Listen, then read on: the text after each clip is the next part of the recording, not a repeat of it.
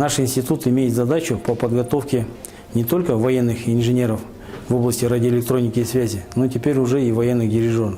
Сегодня мы находимся в Национальной консерватории имени Курмангазы, с ректором которой мы подписали соглашение и меморандумы о взаимном сотрудничестве. С этого года начиная 3 курсанта будут отобраны, которые будут учиться военному дирижерному делу.